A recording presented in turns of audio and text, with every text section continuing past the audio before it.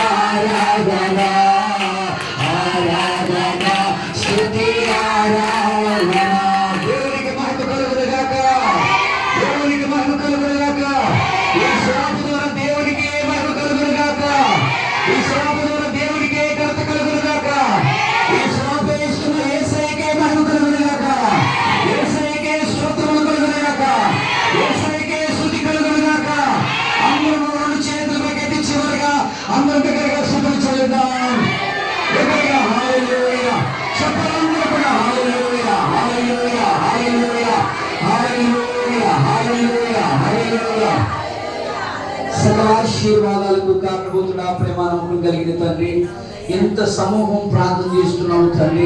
ఇంతమంది ఆత్మీయులు, సంఘ బిడ్డలు, ప్రకటవారు సంఘము, చింతలపూడి సంఘము, పిల్లలు, పెద్దలు, యవనస్తులు, స్త్రీలు, పురుషులు అందరూ కలిసి ఏక మనసుతో నీ పని కొరకు మేము ప్రార్థన చేస్తున్నాము తండ్రి. నెహెమ్యాతో నీ ఆలయమును కట్టించుచుండగా ఈ దీన సేవకుని ఏర్పాటు చేసుకుని ఈ ప్రకటవారము ఎత్తైన శిఖరం మీద నీ ఆలయాన్ని నిర్మిస్తున్నందుకు వందనాలు ప్రభా. ఈ కేవలం నీ నామం మహిమార్థమై కట్టబడుచున్న మందిరం పడ్డారు ప్రభా. అనేక మంది కన్నీరు కార్చారయ్యా, అనేక మంది ఉపవాసాలు ఉన్నారయ్యా. ఆ ప్రార్థన ఫలాలు ఈ రోజు మీరు జరిగిస్తున్నందుకు వందనాలు. ఈ రోజు ఫలాన్ని అనుభవించే కృపనిచ్చినందుకు వందనాలయ్యా. ఎక్కడో ఒక తల్లిని మీరు వాడుకున్నందుకు, రెండు సంఘాలను వాడుకున్నందుకు నాయన, అనేకమైన ఆత్మీయ బిడ్డలు మీరు వాడుకున్నందుకు నాయన, అయా గ్రామ బిడ్డలు కూడా వాడుకున్నందుకు వందనాలు నాయన. ఎంతమంది అయితే సహాయపడ్డారు ప్రభా, ఆ సహకారంలో పేరులకు జీవ గ్రంథమందు రాయబడును గాక. సహాయపడిన ప్రతి కుటుంబము దీవించబడును గాక, ప్రతి కుటుంబం ఆశ్రయించబడును గాక, ప్రతి కుటుంబానికి మేలు కలుగును గాక. ఇంకా జరగవలసిన పని కార్యక్రమాలు, ప్రేమ విందు కార్యక్రమాలు కూడా అన్నిటిలో కూడా మీరు సహాయం చేసి మీ సన్నిధి మాత్రమే మాకు తోడుగా ఉండమని యేసు నామమున పేరట అడిగి వేడుకుంటున్నాం తండ్రి. ఆమేన్. యేసు రక్తమించి యేసు నామ సంపూర్ణ శుద్ధి గాక. ఆమేన్.